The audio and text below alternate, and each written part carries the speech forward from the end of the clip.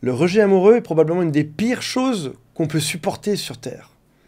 La personne qu'on aime le plus au monde nous dit « j'ai plus envie de toi, je veux que ça s'arrête là ». Et toi, dans ta tête, c'est une évidence, vous devez être ensemble. Mais la personne qui a le plus d'importance au monde, pour toi, pour ton cœur, pour ta vie, te dit que c'est fini. Et c'est extrêmement dur à vivre. On va parler de ça aujourd'hui, on va parler du rejet amoureux. Cette vidéo serait aussi valide dans d'autres domaines, comme par exemple le rejet dans le travail. Tu adores ce travail, on te met à la porte. Dans l'amitié, tu adores ton copain, tu adores ta meilleure amie, c'est fini. Ou dans n'importe quel type de projet. Le rejet, c'est quelque chose de compliqué à intégrer, à accepter.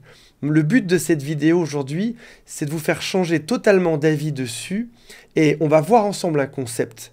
Si vous le comprenez, si vous voyez cette vidéo jusqu'au bout, le moteur psychologique que je vais vous décrire, vous l'observerez partout autour de vous et vous n'aurez plus ce problème par la suite.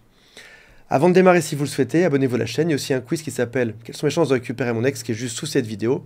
Et si vous le souhaitez, contactez mon équipe. Il y a un lien qui est juste en dessous. Je vais commencer par un exemple parce que c'est plus simple de voir ce moteur psychologique ou ce moteur comportemental chez d'autres personnes que chez soi-même.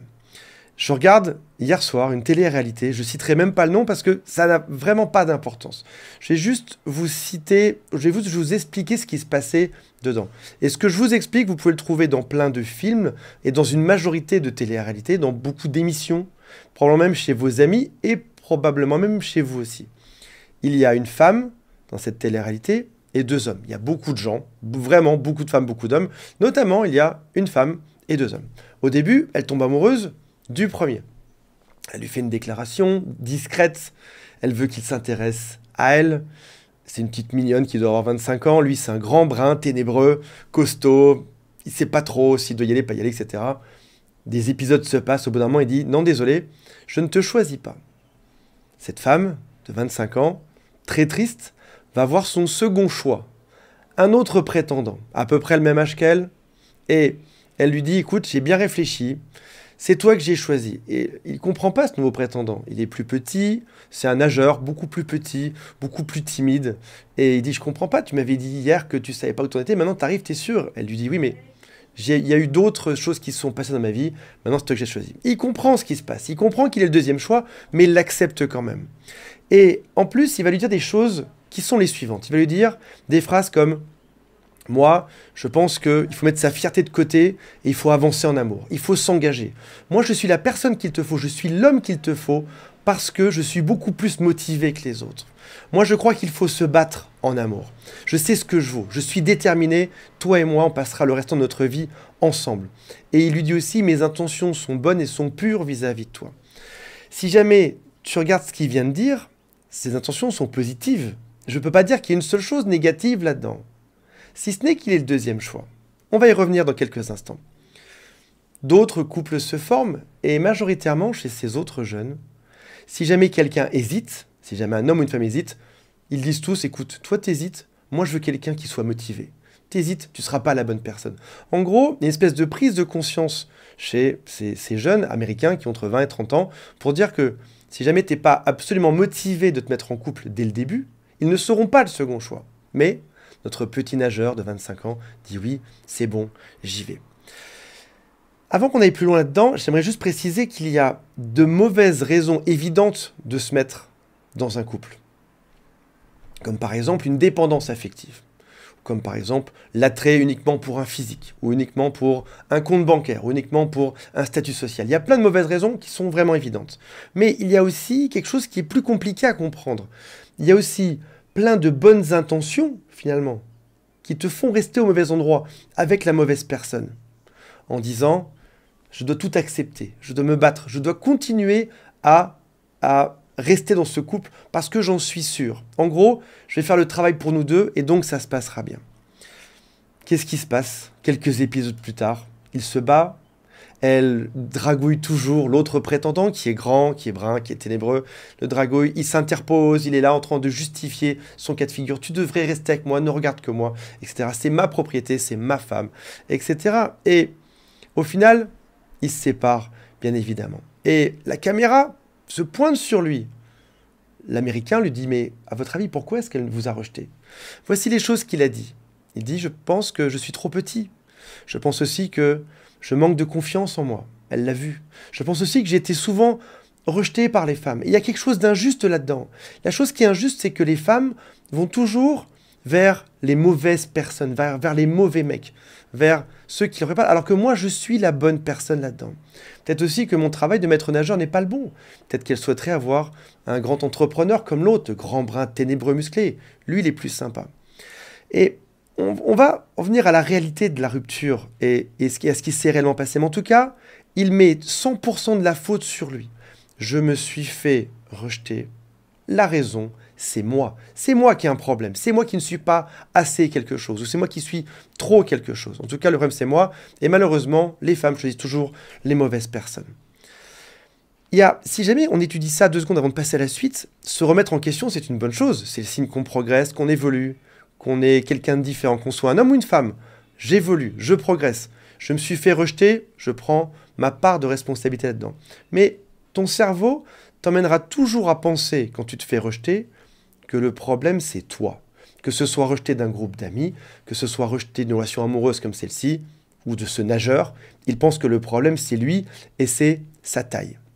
En réalité, il y a plein d'autres raisons possibles. Peut-être que cette femme, j'en sais rien, peut-être que cette femme est instable, ou qu'elle n'a pas réellement envie d'être en couple, ou qu'elle a un problème, ou alors qu'elle adore se faire rejeter par l'autre, ou alors qu'elle est toxique, ou alors qu'elle n'est pas stable, ou alors qu'elle est hésitante dans sa vie. Il y a 1000 raisons autres que la taille de cet homme, ou de son compte bancaire, ou de son travail. 1000 autres raisons. Mais lui, il se dit, je ne suis pas assez. Il prend mal ce rejet, on le voit à sa tête. Il est triste, il pleure, il se dit qu'encore une fois, il revit la même chose. En réalité, il y a une chose qu'il n'a pas vue là-dedans.